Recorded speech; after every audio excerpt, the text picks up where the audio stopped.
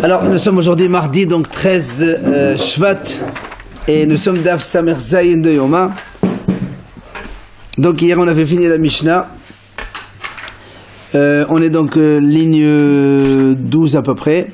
Et on avait commencé dans la Mishnah à dire que entre le Beit Hamikdash et le Tzuk, c'est-à-dire la montagne dans laquelle on va jeter le bouc, il y avait à Esser Sukkot 10 cabanons. Et à partir de Yerushalayim, il y avait donc les honorables de Yerushalayim qui accompagnaient le monsieur jusqu'à la première soukha, et ensuite d'une soukha à une autre, il y avait des gens qui l'accompagnaient. Alors la Gemara dit Tano Rabanan, Aeser Sukkot ou Shnem Asa Melin Hayu Devrei Rabbi Meir. Ramim nous enseigne donc dans une braïta qu'il y avait donc 10 cabanons, et comme il y avait 10 cabanons, il y a donc 12 km, puisqu'entre chaque cabanon il y a 1 km, et entre Yerushalayim et le premier cabanon il y a 1 km, et entre le cabanon et la montagne ça fait 1 km, en tout ça nous fait 12 km. Ce sont les paroles de Rabbi Meir, c'est exactement notre Mishnah. Seulement, la Braïta enseigne que Rabbi Yehuda omer Tesha Sukkot wa Asara Milin. Rabbi Yehuda lui dit il n'y avait que 9 cabanons, et Asara Milin et 10 km. Donc selon lui, il y a moins, voilà, hein, il y a 9 cabanons, mais seulement 9 cabanons, ça veut dire qu'il y a moins de c'est Asar Milin, il y a donc moins de distance à parcourir. Évidemment, il y a 9 cabanons. Rabbi Yossi omer Hamesh Sukkot wa Asar Milin hayu. V'cholan ali de'erov. Rabbi Yossi lui il dit il y a que 5 cabanons en tout et pour tout. Alors 5 cabanons et 10 km, comment on fait? Alors c'est pour ça qu'il dit Ali de'erov.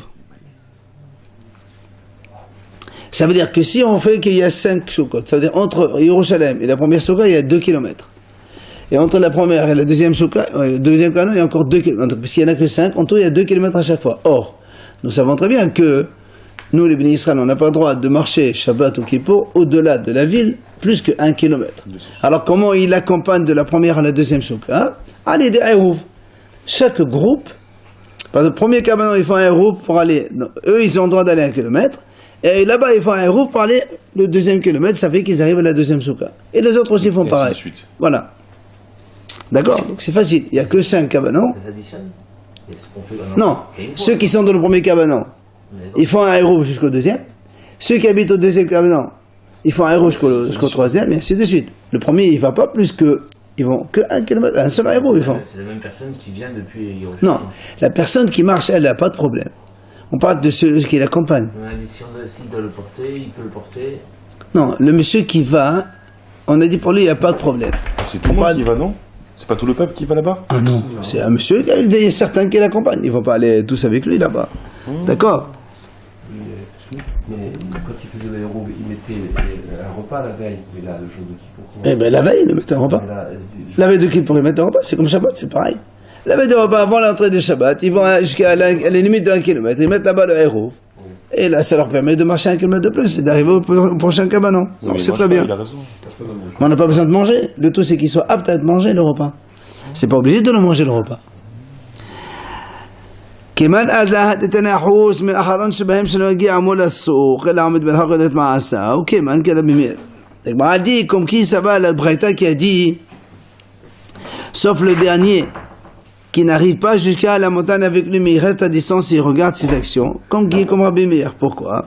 Parce que tout simplement, c'est Rabbi Meir qui a dit que il y avait 12 km, et donc, entre la dernière soukha et la montagne, il n'a pas besoin d'aller avec lui, puisqu'il reste donc juste, il reste à distance et il regarde ce qu'il fait.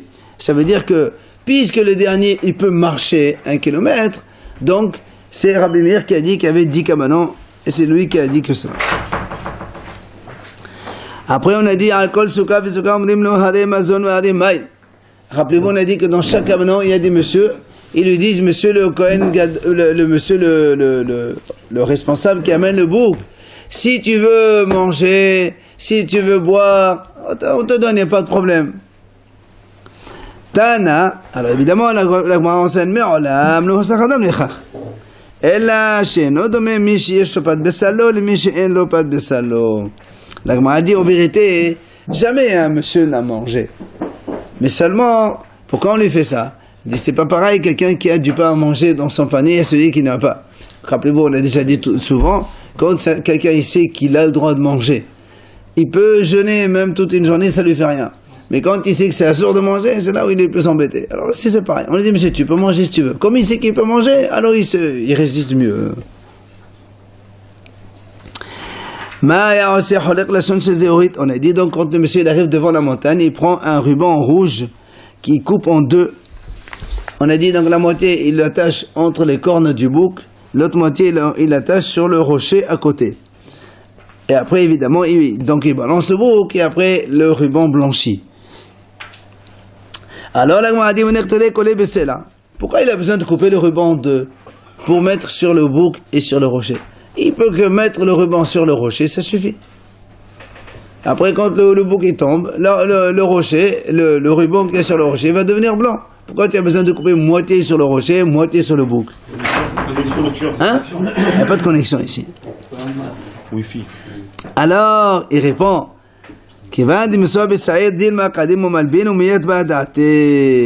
il dit en vérité, parce que des fois, imaginons qu'il attache que sur le rocher. Après, il prend le bouc pour l'amener. Il se peut que le ruban il devienne blanc déjà, avant qu'il jette le bouc.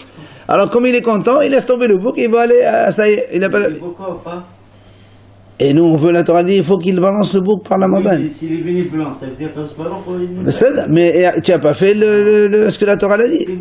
C'est ça qu'il veut pas faire. Exprès, C'est la Torah qui a dit qu'il faut le jeter. c'est pour ça C'est Azazel, il faut le jeter. Moi, je croyais que c'était. Oui, parce que. Voilà. Non, c'est pas une fois qu'il a. Il n'y a pas marqué comment ça se passe. Il y a marqué, lui, il jette, ça devient blanc. Imagine qu'il est au bord, hop, ça devient blanc déjà. Il dit, il est content, il s'en va, il arrête tout. Il le sabbat, il s'en va. Le bouc, il Ça revient rouge, ça. Si on le coupe en deux, il faut attendre qu'on jette. Non, ça veut dire que quand tu coupes en deux, Il peut devenir blanc. tu es obligé de le jeter le tien. Même si l'autre il devient blanc, tu regardes pas, tu regardes le ruban qui est sur le bouc. Alors là, m'a dit. S'il revient, c'est pour devenir rouge. Qui revient? S'il est blanc, qu'il est parti, il a laissé le bouc, il revient rouge. Non, justement, il peut devenir blanc avant qu'il jette le bouc. Alors la Gemara dit, alors pourquoi il met pas tout le ruban sur les cornes du bouc? Il n'a pas besoin de mettre sur le rocher, il a besoin du rocher. Mais il met sur le bouc, mais il regarde. Il va peut-être pas le voir en bas. Alors c'est ce qu'il dit. Des fois que le bouc quand il tombe, il tombe avec la tête dedans et donc il va pas voir le ruban est-ce qu'il est blanc ou il est rouge. Et évidemment après le monsieur il va être un peu triste de ne pas avoir eu ça. Ok? Donc c'est pour ça on met dans les deux. Tano Rabbanan Chachamim nous enseigne. Barishona hayo koshin leshon shel zehudit al petach haolam mebachus. Hilbin hayo semihin lo ibn yasevinu matbeishin. La Gemara dit au début, on attachait le ruban sur la porte donc du oulam, c'est-à-dire à l'extérieur dans le Beth Amikdash. Il y avait un ruban, on le mettait là-bas et dès que le monsieur il a balancé le bouc de l'autre côté, à distance 10 km là-bas au Beth Amikdash, le ruban devient blanc. Alors évidemment, il dit, comme il était dehors, à l'extérieur, tous les juifs le voyaient. Alors quand il blanchissait, tout le monde était heureux, mais s'il blanchissait pas, tout le monde était triste, ils avaient honte. Ça veut dire qu'ils n'ont pas fait une bonne tchouva. Il y avait un double au Beth Amikdash. Au début c'était comme ça. Il y avait trois au début alors. Non, il y avait que sur on le laissait là-bas, on ne le mettait pas à la montagne. Et le bouc. On mettait pas sur le bouc, on mettait que sur sur le oulam. Non, j'étais pas le bouc. On jetait le bouc, oui. mais le ruban il était au Beth Amikdash devant tout le monde. Et le bouc il avait rien sur les cornes. Non. Et nous, comme on a vu que bon, des fois les bénis d'Israël ils avaient un peu honte parce que bon, le ruban il restait rouge au public devant tout le monde comme ça. Alors,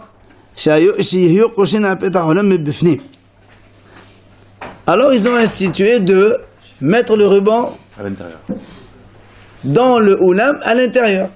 Le ruban il le mettait dans le oulam, donc juste avant le echad, mais à l'intérieur. Déjà il était moins visible.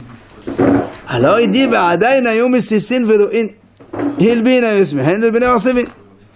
il dit et on voit encore qu'il y avait des bénis Israël qui commençaient à regarder, regarder, mais on arrivait à regarder quand même. Et donc, quand il était les blancs, enfin, il était blanc, ils étaient contents. S'il n'était pas blanc, ils étaient honteux et ils avaient honte.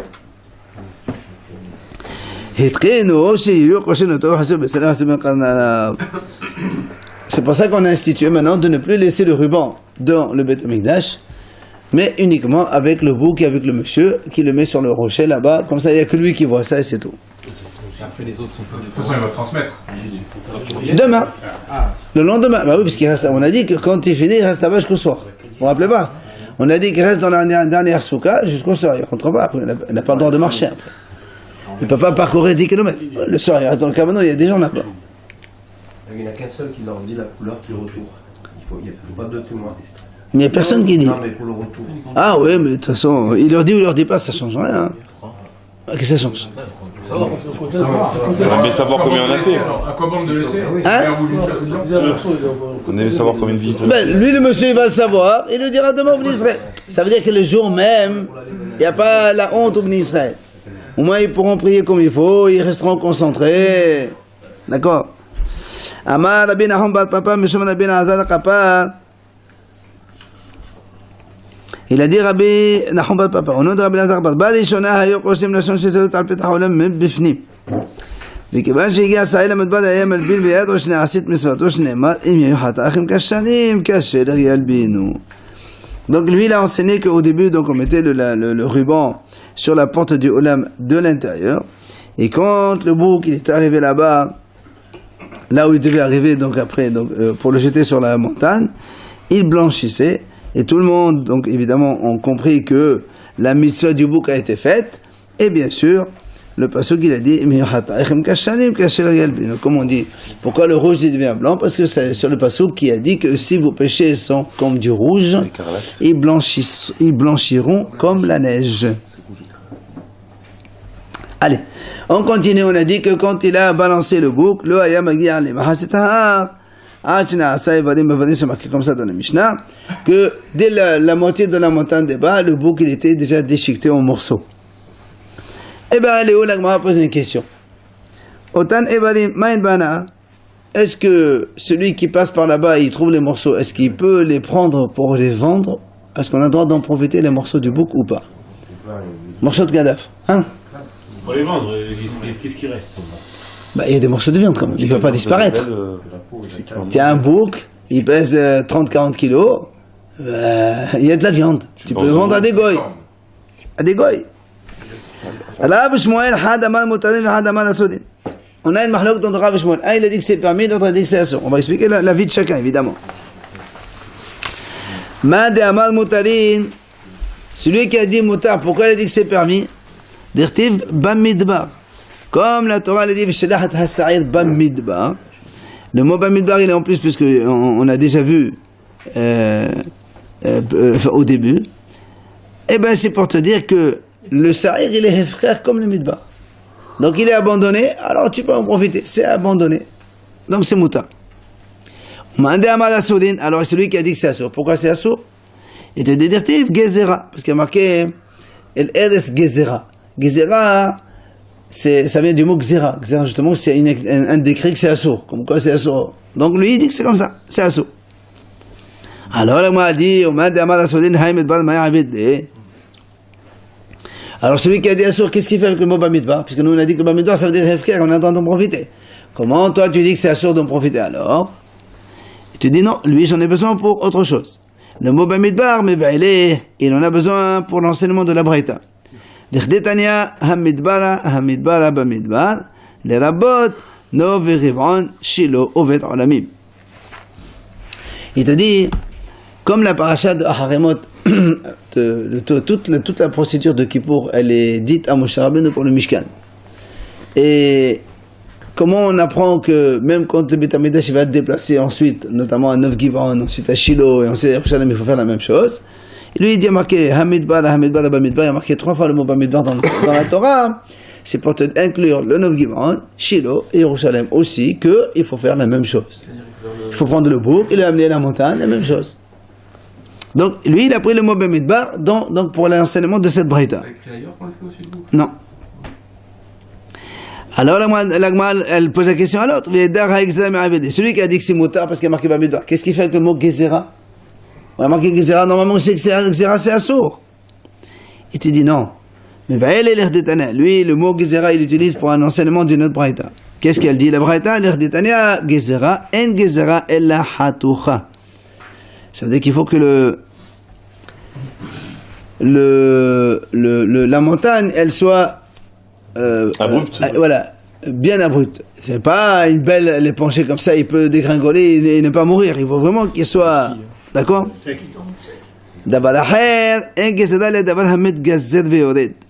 Il faut prendre une montagne dans laquelle le bouc, quand il va tomber, il va être coupé évidemment en morceaux, et donc ça ne peut être que quelque chose de aigu.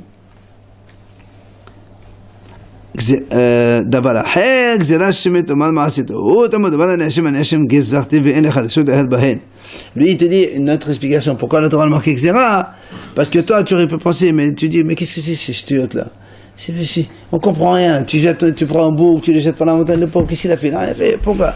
Tu dis Hachem il a dit Xera, c'est moi qui ai décrété comme ça, tu n'as rien à critiquer ni à dire quoi que ce soit.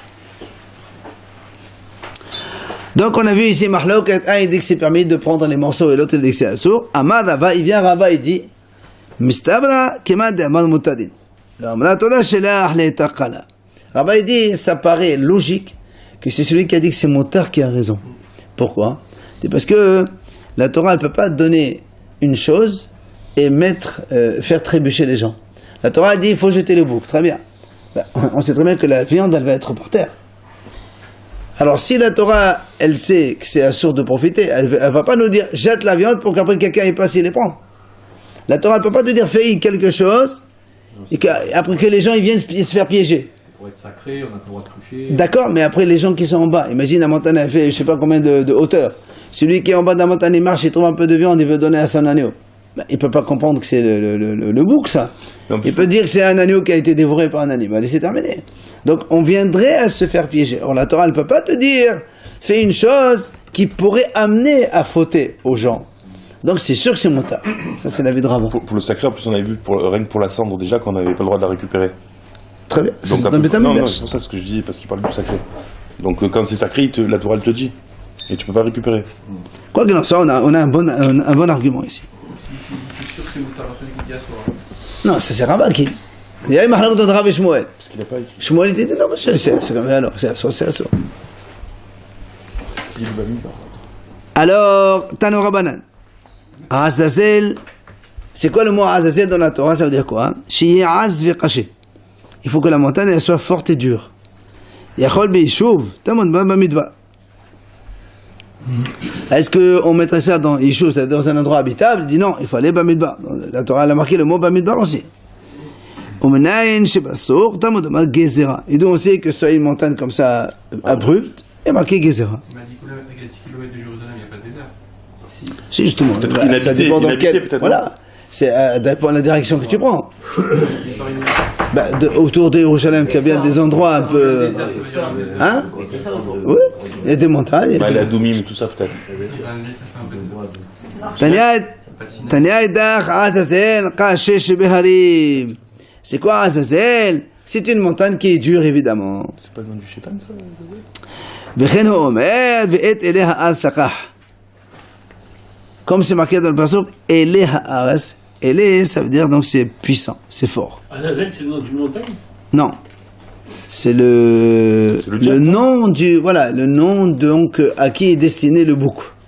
Ça arrive là Azazel. C'est qui Azazel? C'est le Satan. Voilà. Shaitan.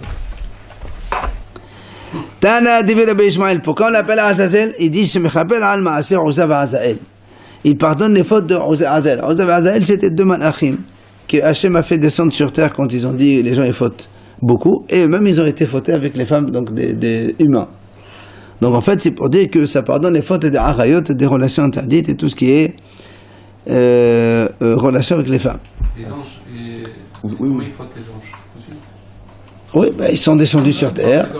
C'est-à-dire que la femme est tellement puissante qu'elle peut embrouiller un ange. C'est pas une question puissante ou pas puissante.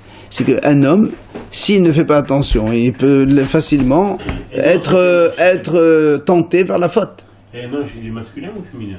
Mais on dit que... Dans ce cas-là, je pense que c'est masculin. On dit que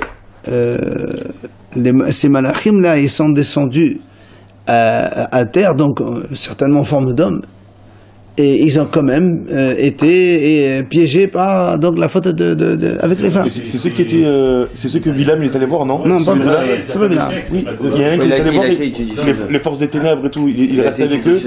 Il a étudié chez eux, ouais. Je sais pas. Ah non, c'est... Mais bon, je sais bien, mais Rachid a dit ce sont des malachim Habala qui sont descendus à terre à l'époque de Khaïn Arama, tout ça. Et marqué, voilà. Ça, c'est pour nous dire, en fait, ça pardonne les fautes donc de ce genre de choses. Tano Rabbanan, Hachamim enseigne. C'est marqué dans le pasuk Et mishpatai ta'asu. Le pasuk il dit comme ça. Et mishpatai ta'asu et hukotai tishmadu lalechet bahem ani Hashem Elohechem. Ça c'est le pasuk qui dit comme ça. Mishpatai ta'asu. Donc mes décrets vous allez faire. Le pasuk qui continue hukotai tishmeru. Mes lois, vous allez observer, la lechet ben, donc pour vous conduire dedans. Ani Hashem Elohechem, je suis votre Dieu. La Gemara, elle détaille, elle analyse un peu ce pasuk. Et mishpatai ta'asu. Qu'est-ce que c'est quoi la différence entre mishpatai et hukotai? Il dit mishpatai she'el malé nertevu dinhu she'ikatvu. C'est-à-dire mishpatai, ce sont des choses rationnelles, logiques, que même si la Torah ne les a pas écrites, on les aurait devinées. Par exemple, il disait quoi? Avodat Kohabim, donc l'idolâtrie, c'est assourd bien sûr. Giluy Alayot, donc des relations interdites. Shfichut Damim, le meurtre. Gezel, c'est le vol. Belkat Hashem, Has v'shalom blasphémer le nom d'Hashem. Tout ça, ce sont des choses qui sont logiques que l'homme, il doit savoir, même si on ne les a pas écrites. On les aurait écrites, de toute façon, on les aurait compris. Maintenant, et Hukotai Tishmeru. C'est quoi Hukotai les lois? Des barim chez Satan mishiv alehem. Ce sont des lois que le Satan critique. C'est quoi par exemple? Il dit ve'elohen achilat hazir, manger du cochon. Il n'y a aucune raison, on ne sait pas pourquoi. La Torah dit que c'est assourd. Les bichat sharatnez, s'habiller de mélange laine et lin. Là aussi, les gens ils comprennent pas et ils fautent malheureusement. Bahalisat yevama. Quand Hachem il a dit que l'histoire de Hiboum, que si Chas Shalom, au lieu que une femme qui est mariée avec son mari meurt, il n'y a pas d'enfant, et le frère du mari, il doit faire Hiboum, ou bien il fait Halitza s'il ne veut pas se marier avec elle. Le Taharat Metzora, la purification d'un lépreux. Aussi, on ne comprend pas. Et Saïd Amishtaléa, et le bouc de Azazel aussi. Donc tu vois que cela, ce sont des lois que, bon, nous on viendrait à, en tout cas les goïms ils viennent à se moquer, ils disent que c'est n'importe quoi. Elle dit, Shemé Thomas Maaseto. Et si tu veux dire, c'est des bêtises, n'importe quoi, Tamo demande Ani Hashem, c'est pour ça le passage qu'il a terminé, Ani Hashem, je suis ton Dieu, Ani Hashem Hakartiv, Ve'en Lecha Deshut Elbahen. Hachem te dit, c'est moi qui les ai décrétés, tu n'as rien à dire, tu n'as rien à critiquer, tu n'as rien à répliquer là-dessus. C'est un franc alors. Bien sûr, c'est incompréhensible. On ne comprend pas. Tu comprends quelque chose, toi? On jette un bouc par la montagne, bon. Alors je me dis, pas trop, tu n'as rien à comprendre, justement. Le passage, c'est tout ça. Le Hukotai, c'est pour ça. Nous, on avait tout à l'heure aussi Xera, donc à la limite, on n'a pas besoin de Xera si on a ça. Non, Xera, ça c'est l'imout, c'est Dracha. Mais là, c'est marqué Hukotai carrément dans la Torah. Souvent, on traduit par rationnel et irrationnel. C'est ça. Mais donc, par la suite, on les comprendra alors. Ah non, si c'est irrationnel, c'est qu'on ne comprend pas. D'accord, mais par la suite, est-il d'abord, on les comprend. Ah là, tout d'abord, ça je sais pas. Et Matai Metame Beradim. Après, on a terminé parce que c'est marqué dans la Torah que celui qui renvoie le sa'ir là-bas à la montagne, on a dit, et les Metame Beradim, c'est marqué, donc ses vêtements deviennent impurs. Alors dans la Mishnah, on a dit là-bas, à partir de quel moment exactement? Dans la Mishnah, on a dit, il y a une mahloket. Un est dit depuis la sortie de la muraille de Yerushalayim. Et Rabbi Shimon dit, non, à partir du moment où il a lancé, il a jeté le bouc dans la montagne. Ça, c'était la Mishnah. La Gemara dit, Tano Rabbanan. Hameshaleach metame beradim. Ve'en ha-sholech tam-shaleach metameh beradim. Donc, celui qui envoie le bouc, celui qui a ses vêtements qui sont impurs. Mais pas celui, sholech tam-shaleach. C'est-à-dire, les accompagnateurs, ceux qui accompagnent le monsieur, eux, ils ne deviennent pas impurs. Il n'y a que celui qui envoie le bouc qui devient impur. Yachol, Mishi Asahu, Sehomat Azara. Est-ce qu'on va dire, dès le moment où il a quitté la cour du Beth Amikdash, il devient tamé? Talmud demande Amshaleach. Il y a marqué dans la Torah Amshaleach. C'est-à-dire, il a renvoyé. Or, quand on est dans la cour du Beth Amikdash, on vient de sortir encore, on n'est pas dehors, on est encore dans le Beth Amikdash à Yerushalayim. Alors, on m'a dit, alors, donc, tu vas me dire, dans ces cas-là, si tu veux que ce soit vraiment celui qui le renvoie, donc on va dire, c'est celui qui l'a jeté. Talmud demande, Veham Shaleach. Ah, pourquoi la Torah dit Veham Shaleach, le Vav, c'est pour ça que Rabbi Yehuda dit, c'est à partir du moment où tu as quitté la Maïra d'Yerushalayim, il devient impur le monsieur. Rabbi Yossi Omer, non, c'est marqué Azazel, Vechebes, Ad Shegia la Souk. La Torah dit Veham Shaleach, Ta'asa'el Azazel, Yechabes Beradav. Donc Azazel Yechabes, seulement quand il a donc jeté, jusqu'à, lui dit, il faut qu'il soit arrivé à la montagne. Dès qu'il est arrivé à la montagne, il est déjà tamé dans ses vêtements. Enfin, Rabbi Shimon Omer, il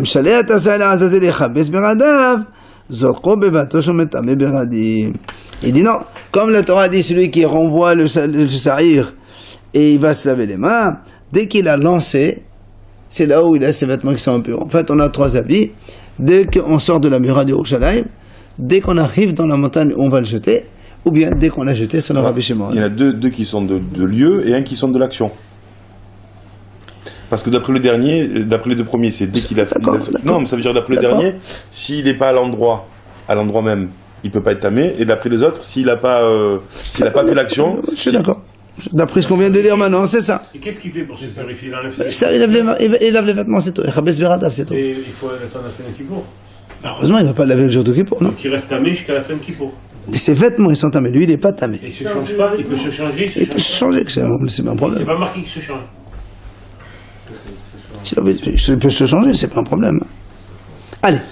Matnitin, allez, on continue maintenant la suite du processus. Il a fini avec le bouc.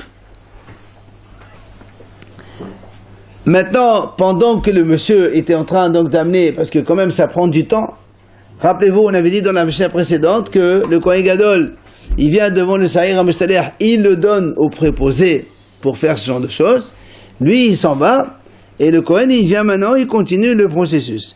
Balo esel pad vesahir hanesnafin.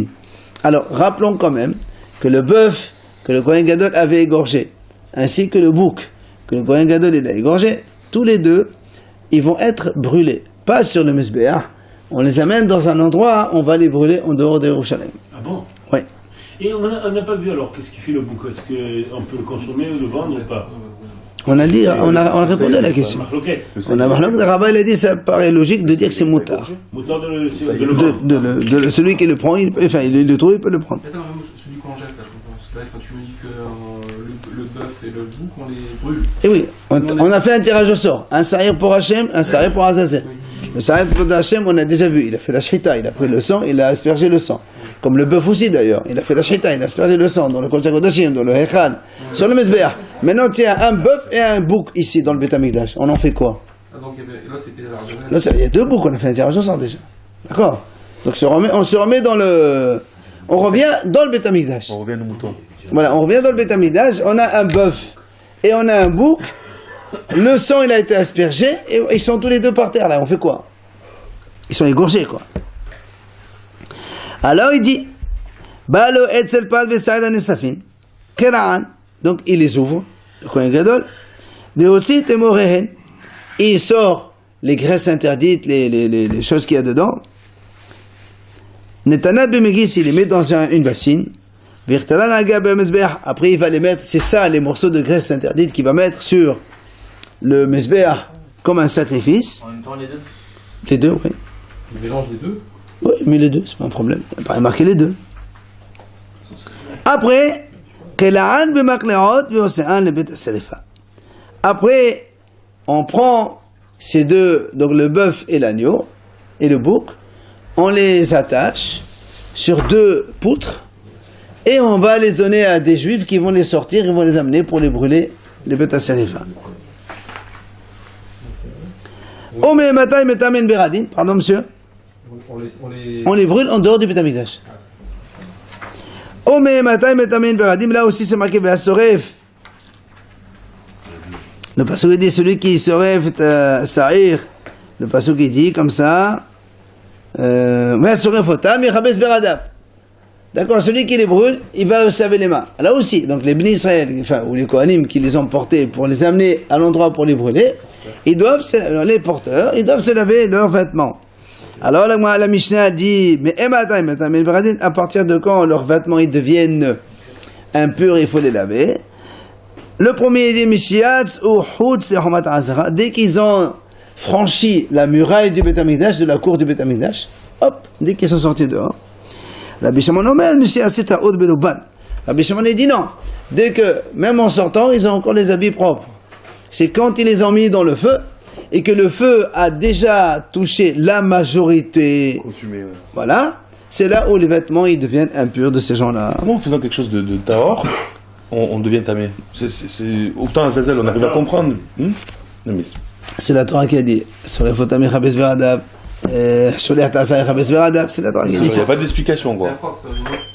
Ah oui, donc les cendres qui restent de ces deux, le lendemain, qu'est-ce qu'ils en font? Je ne sais pas qu'est-ce qu'ils font avec les cendres.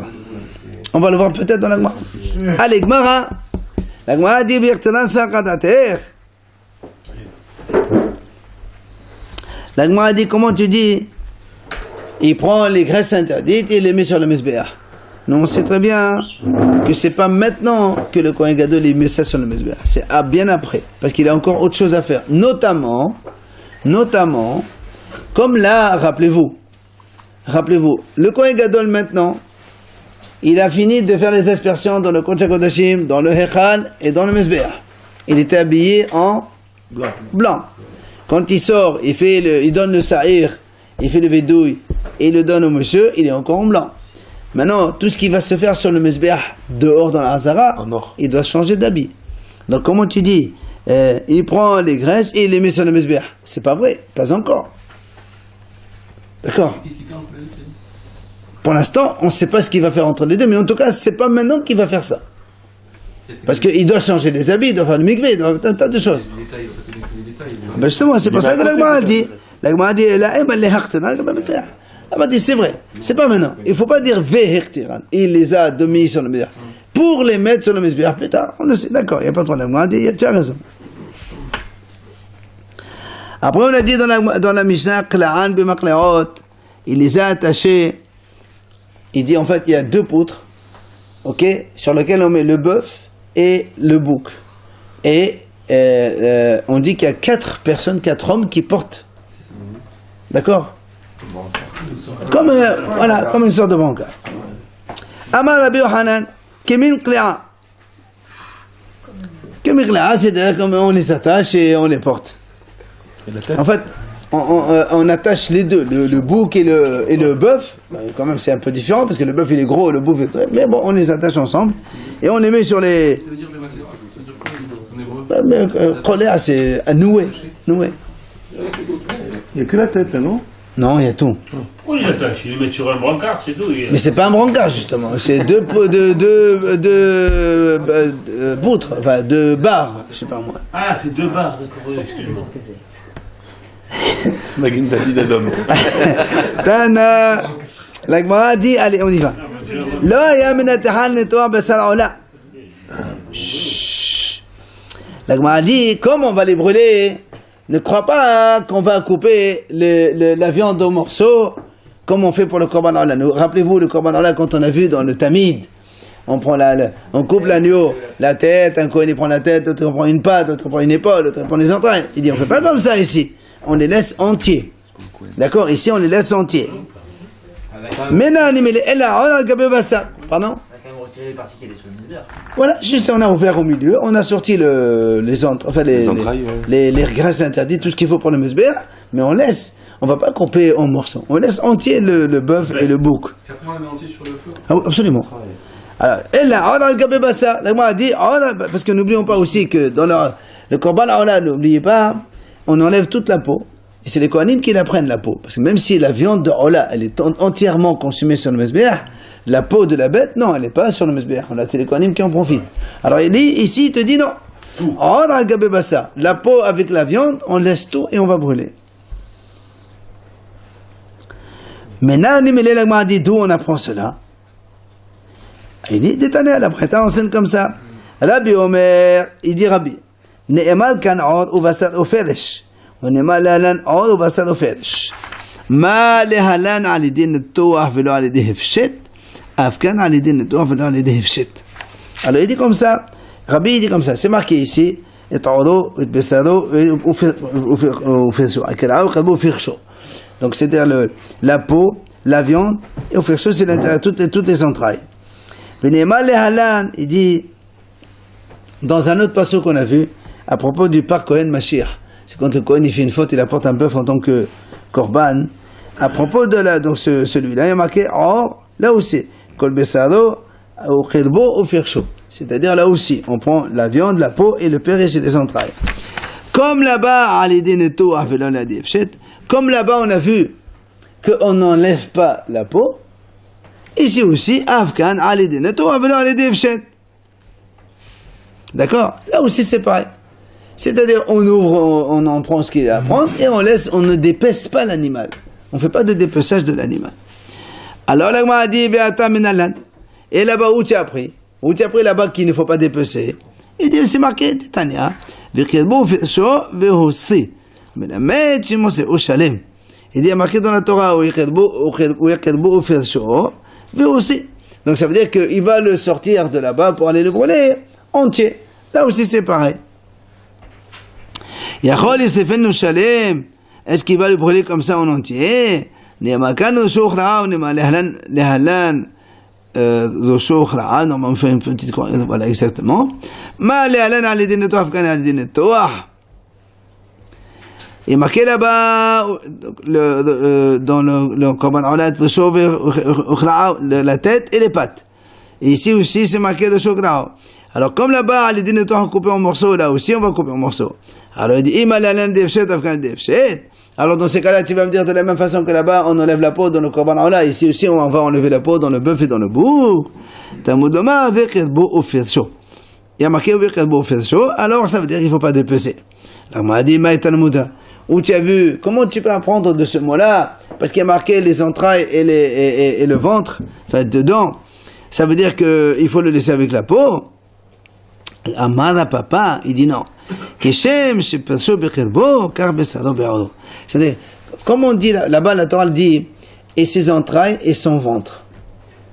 C'est la même chose. Alors il te dit, les entrailles qui sont dans le ventre.